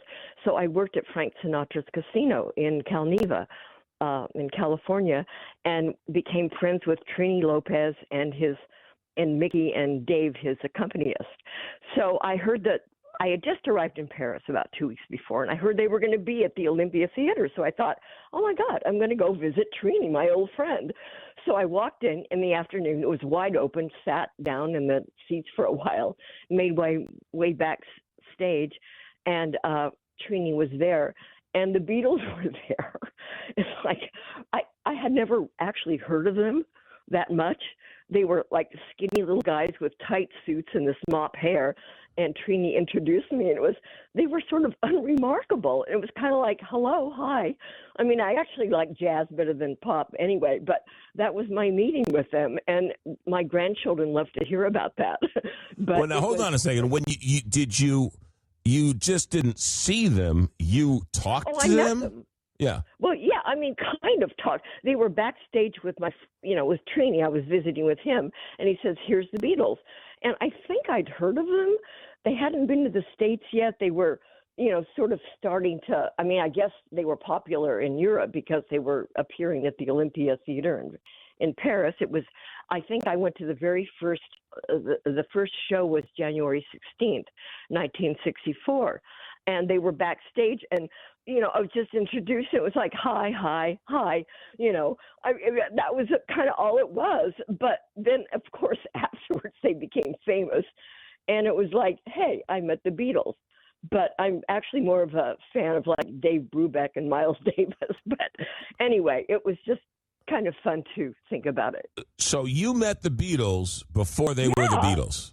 Yeah. Well, they were the Beatles, and apparently they were. I mean, as I said, well, they were the Beatles at the Olympia. They were pretty well known. Yeah, but they might have been the Beatles, but they weren't the Beatles, if you know what I mean. Well, they hadn't. The thing is, they hadn't hit the U.S. Right, there wasn't the British invasion yet. So yeah. I looked it up. I just looked it up last night to find out when their first appearance was in the U.S. Did you find John Lennon sexy? Did you find Paul McCartney sexy? Did you? Little guys. They weren't like my kind of men. I didn't. So you blew off John Lennon and Paul McCartney. Actually, one time I had to blow off. No, that doesn't sound nice. Anyway, no, never mind. No, Trini got a little aggressive one time, but I had to turn him down. This is a family show. I know. Hold on a second. I know. No, it wasn't meant to be like that. But anyway, I'm just saying that I did meet the Beatles, and it was kind of unremarkable, but I met the Beatles before they were famous. You should have had a selfie with him with your cell phone back in the day. Antonia, what a great story. There were no cell phones back in those days. There were no cell phones. There were no cell phones. Antonia, thank you for the great story. Have a good night. Thank you very much. Look at that. Hanging out with the Beatles before the British invasion. Pinky in upstate New York, what story do you have tonight? Thanks for joining us on America at Night. Thanks. I'm not sure. I don't think I told you this. I grew up in Miami, and my daddy worked for politicians, Democrats.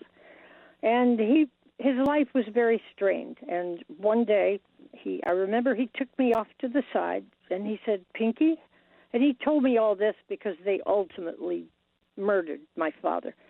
He said, sweetheart, you're going to go down the road of life, and you're going to have to make choices. He said, sweetheart, promise me, Pinky, when you come to the stop and have to make a decision, he said, Pinky, please go right, sweetheart, and you'll be okay. And not long after that, they killed my father because he started bucking them. And who is they? Who is they? The Democratic Party. He worked for a politician in Miami, and he just got fed up, and he started talking back and telling them, what the Sam Hill's wrong with you people? Did they ever catch the man who killed him?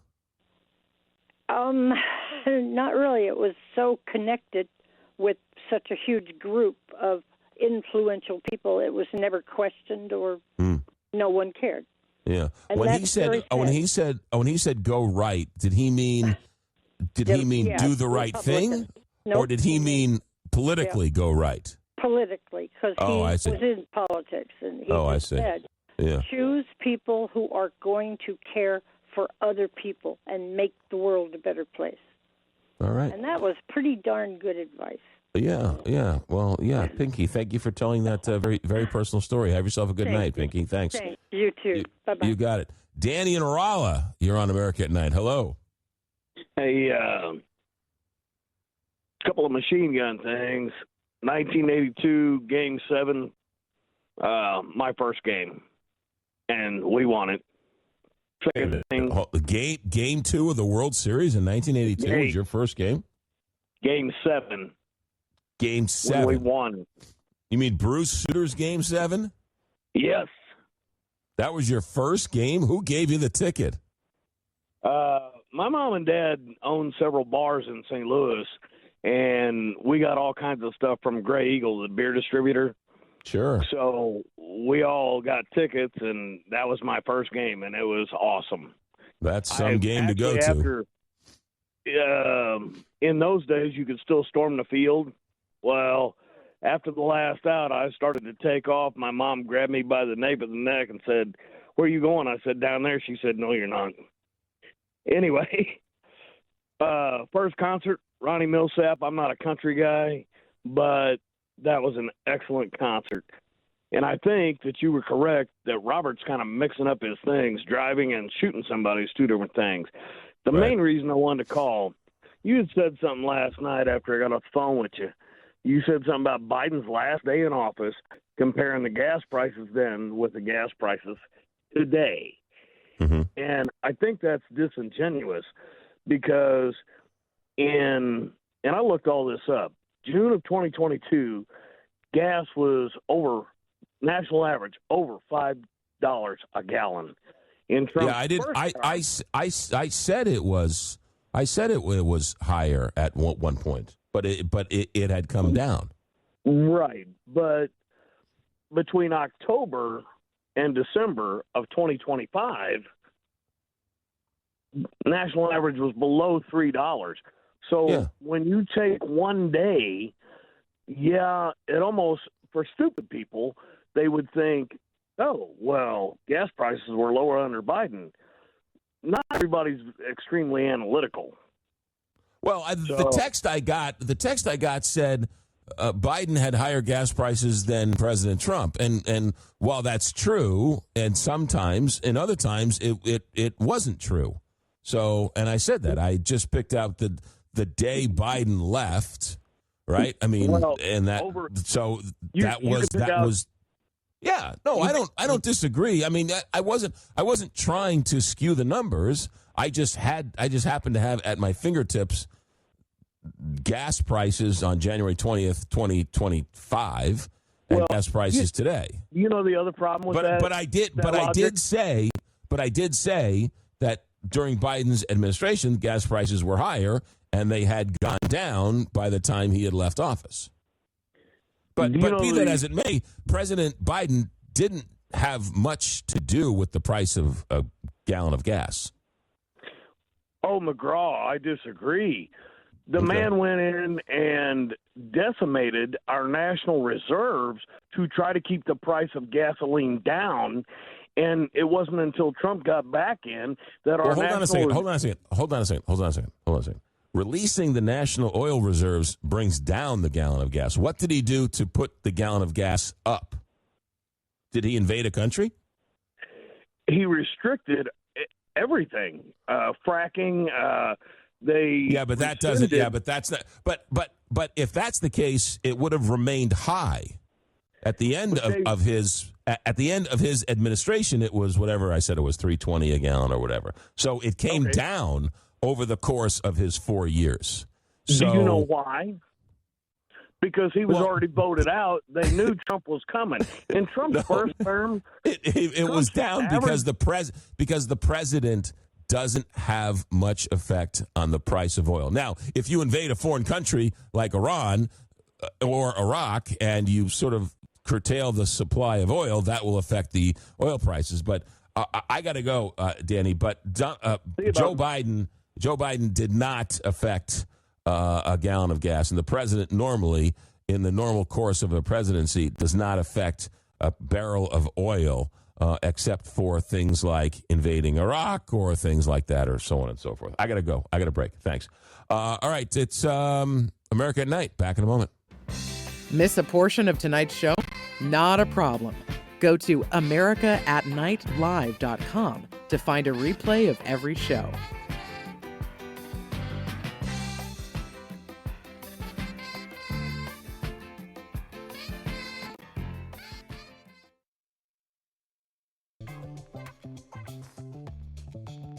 Hey, got just enough time. Do a little quick check here of the Googles.